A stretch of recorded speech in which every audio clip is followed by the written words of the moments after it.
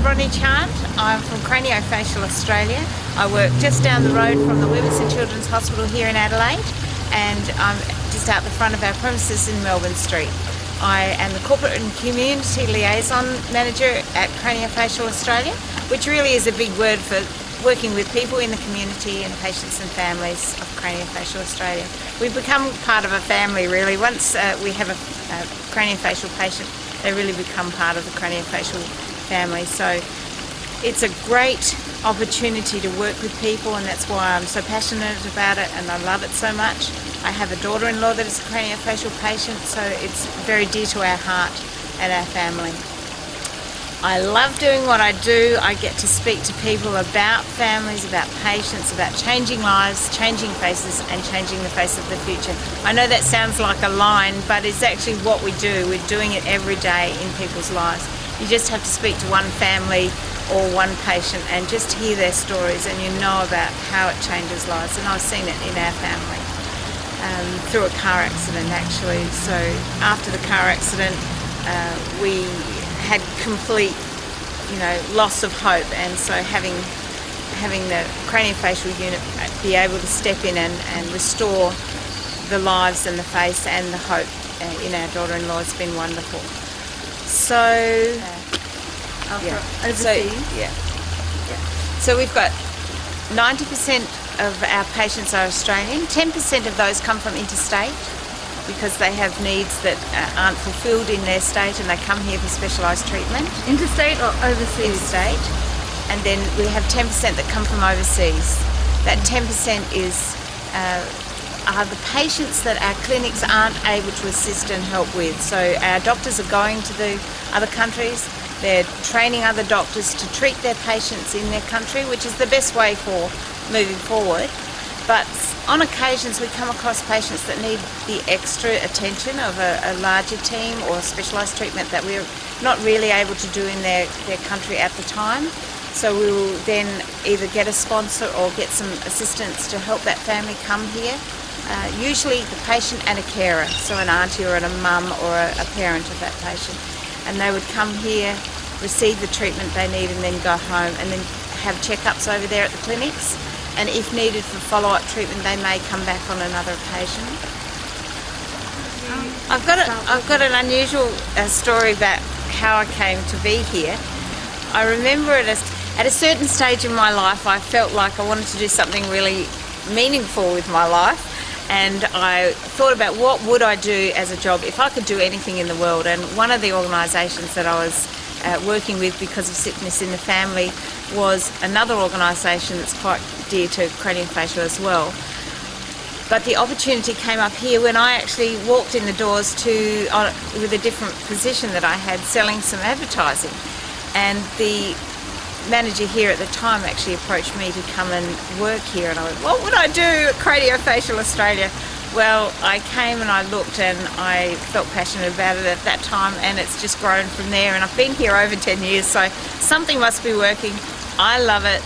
I love the patients, I love the families, I love the people I work with. I get to see the most amazing things that the doctors are doing here at the hospital. I see it worldwide, the growth that's happening.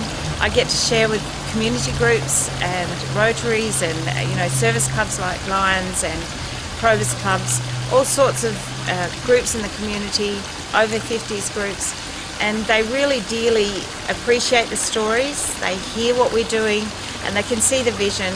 And part of what I do is share about the Bequest program that we have happening here.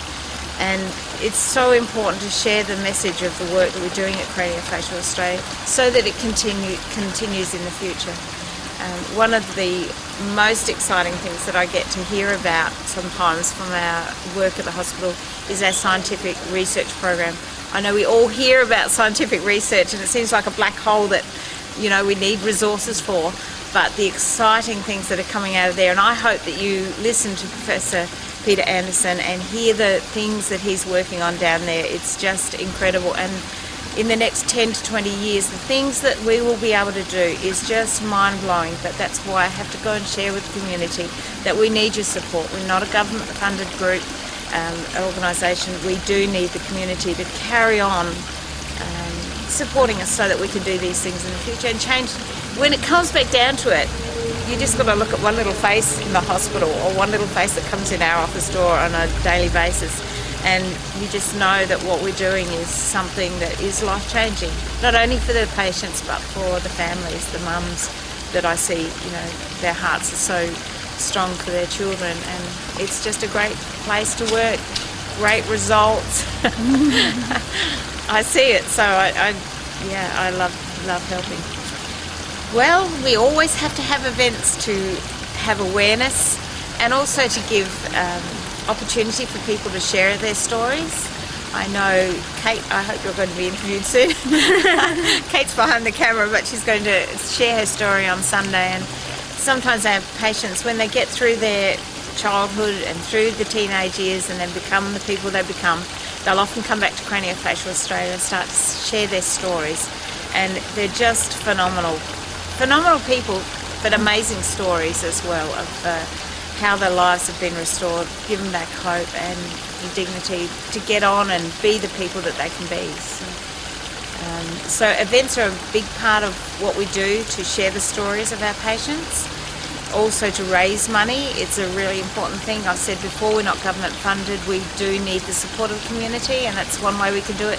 Whether it's a race day and the girls are glammed up and they open their purses on that day, or whether it's a winter cosy lunch, maybe a bike ride. There's all sorts of things we're doing to try and raise awareness, to keep the funds coming so that we can do what we're doing. In the last year, we've actually, as everybody knows, charities are under a lot of pressure, and everybody knows, and we all know in the community, things have been a little tight in the last few years, and we've got all the excuses in the world with the financial crisis and things, but charities still keep going and they still keep growing, and we still keep doing the work that we need to do. But one of the things but what I want to get to, the point of the events is, so events are a very important part of what we do. It's about educating the public about what we do. It's about making people aware that we need their funds and that we're just not a government-supported group that can just keep going forever. In fact, in the last few years, we've had to modify with the budget. Just had a great big budget, issue here, but we've had to modify things, and we've actually had to cut out one of our clinical services that we've done overseas. And this means a lot to the patients over there because they're not getting the care that they would like to have had, and part of the treatment for these patients is to get continued care that they need. So it's very disappointing for us to not be able to go over there. Part of the work that we're doing with the doctors over there is education, and it's a really critical thing for their doctors to get the training and be able to do the work in their countries. So Craniofacial Australia supports a lot of the different work of Craniofacial Australia. We're supporting the unit, the Women's and Children's Hospital.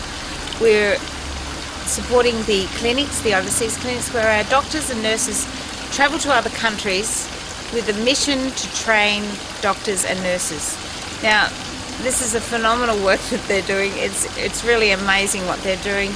And sometimes when the nurse Kathy comes back, she'll come and share some stories about one of her trips and things. But Kathy, for instance, we've got lots of people working in the organisation, but she saves up her holidays, and once a year she goes, or twice a year she goes, and she spends some time in the clinics over there. I hope that you get to hear some of her stories about the things that she's done with the patients over there. It's just wonderful. One of the trips she came home and she talked about making some little tiny like me dolls. And so I talked to some of my craft ladies, and they've been making these wonderful little like me dolls. They're dolls that are not quite perfect eyes or not quite perfect lips. And what we do is the nurses use them when they're having their scary interviews with the doctors. These foreign doctors come to look at the little children, and it's quite a scary situation for the mothers and the children in a foreign language.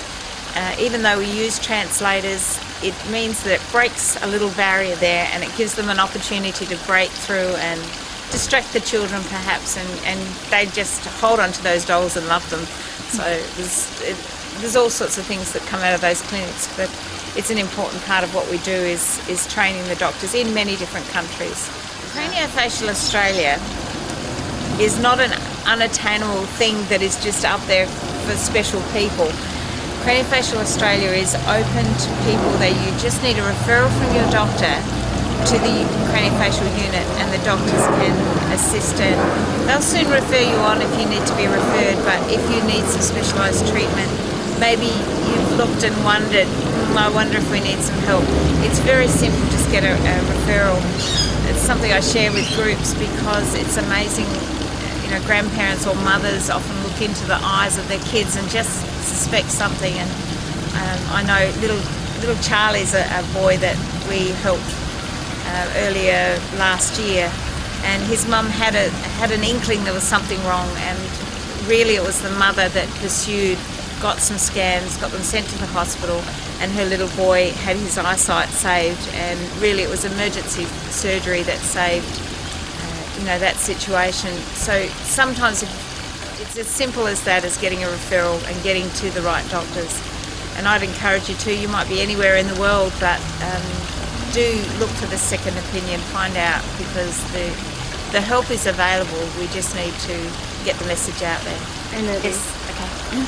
When we talk about Craniofacial Australia with all groups out there and with you here today, we're not talking about cosmetic surgery. I show a short film when I'm out speaking to people just to give that information. It's not about cosmetic surgery, it's about reconstructive surgery. So if you need some cosmetic surgery, great, there's some fantastic doctors out there, but we're talking about reconstructive surgery for craniofacial deformities, whether from accidents.